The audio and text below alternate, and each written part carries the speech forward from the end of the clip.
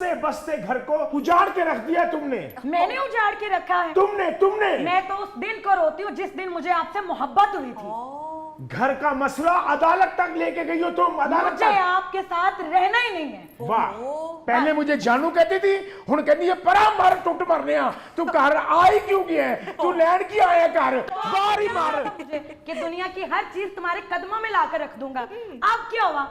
एक भी बात मेरी पूरी नहीं होती पूरे घर में। कौन सी ख्वाहिश तुम्हारी पूरी नहीं की मैंने?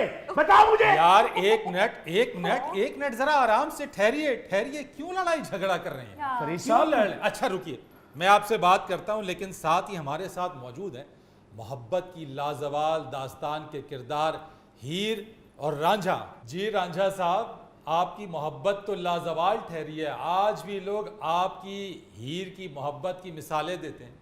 आप क्या कहते हैं इस सारे मामले के?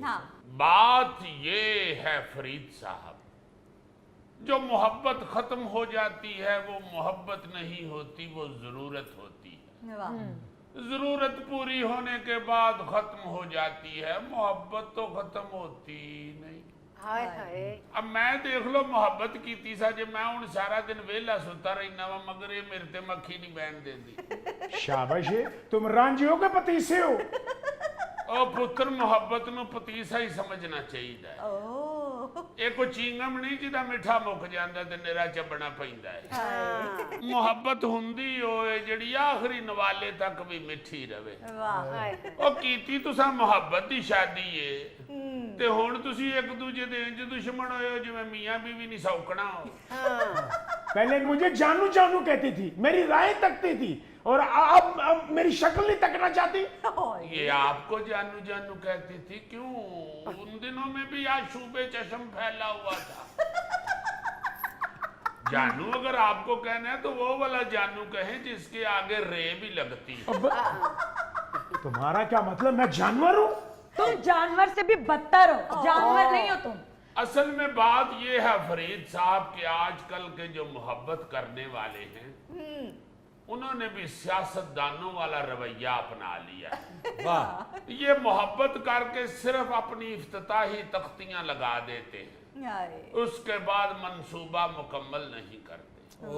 असल बात तो ये है कि अगर आपने मोहब्बत की शादी की है तो फिर उस मंसूबे को तोड़ चढ़ाएं और नीरियां इफ्तिताही तख्तियां लाने का की फायदा होया। पारांजे, मैं आपको क्या बताऊं? क्या वैसे पारांजे मेरी महल्ले च करियाने की दुकान है। रांझा जी गुस्सा ना करो, वो मेरे वालों कह रही है। तो मैनू दसो तो सही, ताड़ी फूफी दी पुत्र फर्स्ट कजन है। शादी से पहले मुझे कहता था कि हीर रांझे ने क्या मोहब्बत करनी है जो मैं तुमसे करूंगा। तो करके दिखाई नहीं। ओ जान दियो भाई, ओ कद्दू कुने फरीद साहब है जेडे आजकल दे आशिक जी ना, ये मां दे कहण ते कदी बनेरे तो कपड़े नहीं लाण जांदे ते महबूबा नु कह रहा हुंदे ने मैं तुम्हारे लिए आसमान से सितारे तोड़ के लाऊं। ओ क्यों एडे बड़े बड़े दावे कर दियो जेडे पूरे ही नहीं होने? तू ज्यादा तो ज्यादा उन्हें लालच देनी है ते उन्हें ये कह लिया कि मैं तेरे वास्ते दरख्त तो अमरूद तोड़ के ले आवांगा। आ कुड़ी मैनू पागल लगदी आ। बिल्कुल, ओ जिहदे नाल इश्क कीता जिड्डा ओदा कद वो ते आशिकां दे जुमरे च नहीं आउंदा। चाचा कह दो तुम तो बात ही ना करो। क्यों मैं गूंगा? या मैं दंद चेक कराउण दिया बोला ना? ओ यार, मैं इसलिए कह रहा हूं, तुमने तो हीर और रांझे को एक नहीं होने दिया। वेलो पहलो चाचा क्या हुण यार कहण दिया है गल करना। ये बस बाऊ दी मासूमियत है, वरना तू किसे दा यार नहीं। और तू ते साडी जिंदगी रोल छड्डी है। रांझिया मैनू हीर दा मुंह मारदा, नहीं तो मैं डांगा मार मार तेरी वेग हला देनी सी। ओ अकल कर के दो ओदे लक दे उत्ते डांगा मार ला, वेग उत्ते ना मारी। अगे ही टी टाप दे नाल रांझा बनया है। गल ए वे फरीद साहब कि एहो जे जेडे लोग ने ना, ਉਹਨਾਂ ਨੇ ਇਸ ਬਜ਼ੁਰਗ ਦੇ ਜ਼ਿਹਨ ਨੂੰ ਸ਼ਾਕੀ ਕੀਤਾ ਹੈ। ਇਹੋ ਜਿਹਾ ਨੂੰ ਵੇਖ ਵੇਖ ਕੇ ਤੇ ਹੀਰ ਨੂੰ ਕਹਿੰਦਾ ਰਹਿੰਦਾ ਹੈ ਕਿ ਸਾਰੇ ਫਜ਼ੂਲ ਚੌਂਚਲੇ ਨੇ, ਛੱਡ ਦੇ ਰਾਂਝੇ ਨਾਲ ਇਸ਼ਕ ਕਰਨਾ, ਐਵੇਂ ਖਜਲ ਹੋਏਗੀ। ਉਹ ਮੈਂ ਕਹਿਣਾ ਵਾ ਕਿ ਜਿੰਨੇ ਮੁਹੱਬਤ ਕੀਤੀ ਹੈ ਉਹ ਕਦੀ ਖਜਲ ਨਹੀਂ ਹੋ ਸਕਦਾ। ਜਿੰਨੇ ਜ਼ਰੂਰਤ ਵੇਖੀ ਹੈ ਉਹ ਹੀ ਖਜਲ ਹੁੰਦਾ ਜੀ। ਇਹ ਉਹ ਲੋਕ ਨੇ ਜਨਾਬ ਜਿਹੜੇ ਵਿਆਹ ਤੋਂ ਪਹਿਲੇ ਇੱਕ ਦੂਜੇ ਨੂੰ ਸਬਜ਼ ਬਾਗ ਵਹਾਉਂਦੇ ਨੇ, ਸੁਨਹਿਰੇ ਖਾਬ ਵਹਾਉਂਦੇ ਨੇ, ਤੇ ਵਿਆਹ ਤੋਂ ਬਾਅਦ ਫਿਰ ਇੱਕ ਦੂਜੇ ਨੂੰ ਵੱਢਣ ਨੂੰ ਫਿਰਦੇ ਨੇ। सब्ज बाग मैंने नहीं दिखाए थे जी, इसने मुझे सब्ज बाग दिखाए। शादी से पहले कहता था तुम्हें हर साल स्विट्जरलैंड लेके जाया करूंगा, और शादी के बाद मुझे एक दफा माँ के घर भी नहीं लेके गया। स्विट्जरलैंड का वादा मैंने इसलिए किया था कि मुझे सलामी कोई करोड़ एक रुपया होगी, बस मैं स्विट्जरलैंड घुमा दूंगा।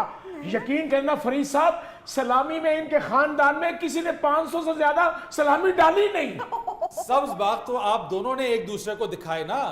आपने उन्हें स्विट्जरलैंड ले जाने का सब्ज बाग दिखाया, और उन्होंने अपने खानदान के अमीर और कबीर होने का आपको सब्ज बाग दिखाया। हाँ जी। तो कसूरवार ये है ना सर, आप ये भी है। हैं, आप भी हैं। ये मुझे घर से अदालत तक लेके गई है, मैं बताऊंगा इसे। नहीं चलिए, ਕਿਹੜੇ स्विट्जरलैंड ਦੀ ਗੱਲ ਕਰ ਰਹੀ ਹੈ?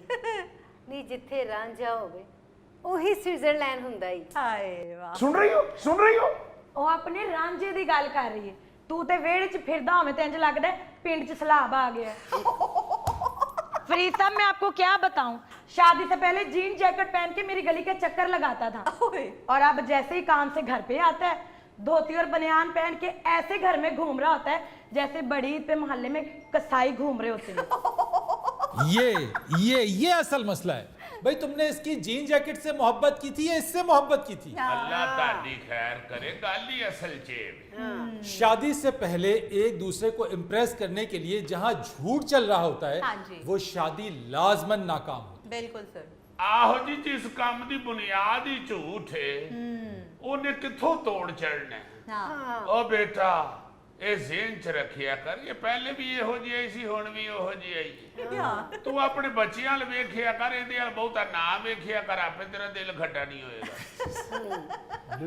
वैसे बहन, शादी जो है वो बेसिकली कंप्रोमाइज का नाम है, एक दूसरे को समझने, एक दूसरे के लिए आसानियां पैदा करने के नाम है। और सर वैसे भी जब मोहब्बत होती है ना, तब लड़का और लड़की ये समझते हैं कि सिर्फ हम दोनों की दुनिया है। बिल्कुल। शादी बेसिकली दो फैमिलीज का अटैच होना है, इसलिए एक दूसरे से ज्यादा तवक्कुआत लगाने से बेहतर है कि वक्त और हालात के साथ समझौता किया जाए। बिल्कुल आपने ठीक कहा, रियलिस्टिक होना चाहिए। हाँ जी। और जब आपके बच्चे हो जाते हैं तो फिर अपनी जिंदगी में उनको शामिल करना चाहिए। बिल्कुल सही। आपको पता है कि हालात किधर जा रहे हैं? यानी कि 2022 की एक रिपोर्ट है, उसके मुताबिक 13,000 केसेस तलाक के फाइल हुए 2022 में, और एक सर्वे के मुताबिक औसतन रोजाना 100 केसेस फाइल होते हैं तलाक के। तौबा। ਇਹ ਉਹ ਜੋੜੇ ਜੇ ਫਰੀਦ ਸਾਹਿਬ ਜਿਹੜੇ ਨਾਸ਼ੁਕਰੇ ਨੇ, ਜਿਹੜੇ ਰੱਬ ਦਾ ਸ਼ੁਕਰ ਅਦਾ ਨਹੀਂ ਕਰਦੇ ਕਿ ਰੱਬ ਨੇ ਇਕੱਠਿਆਂ ਕਰ ਦਿੱਤਾ, हाँ जी। ਔਰ ਰੱਬ ਨੇ ਔਲਾਦ ਵੀ ਦੇ ਛੱਡੀ। उफ। ਰੱਬ ਜਾਣਦਾ ਜੇ ਮੈਂ ਦਿਨ ਰਾਤ ਦੁਆਵਾਂ ਮੰਗਣਾ ਕਿ ਯਾ ਅੱਲਾ ਮੇਰਾ ਵੀ ਹੀਰ ਨਾਲ ਕਿਧਰੇ ਟਾਂਕਾ ਭਰਾ ਦੇ, ਸਾਡੇ ਵੀ ਬੱਚੇ ਹੋਣ ਤਾਂ ਕਿ ਪੱਖਾ ਬੱਚਿਆਂ ਨਾਲ ਕਰੇ, ਮੈਨੂੰ ਕਿਧਰੇ ਠੰਡ ਹੀ ਨਾ ਲੱਗ ਜਾਏ। ਇਹ ਤੁਸੀਂ ਝੂਠੀ ਮੁਹੱਬਤ ਦੇ ਨਾਲ ਵਿਆਹ ਕੀਤਾ, ਇਹ ਤੈਨੂੰ ਕਬਰ ਤੱਕ ਵੀ ਲੈ ਜਾਏਗੀ। और भाई, मैंने कभी ये सोचा ही नहीं था कि ये इतनी फोड़ और बदसलीका निकलेगी। क्या बात कर रहे हो, शादी से पहले कहता था मुझे तुम्हारे बगैर सांस नहीं आता, शादी के बाद कहता है तुम्हारे साथ मुझे सुख का सांस नहीं आता। ਹੁਣ ਕਿਉਂ ਨਹੀਂ ਤੈਨੂੰ ਸੁੱਖ ਦਾ ਸਾਹ ਆਂਦਾ? ਇਹ ਤੇਰੇ ਨੱਕ ਤੇ ਬਹਿ ਗਈ।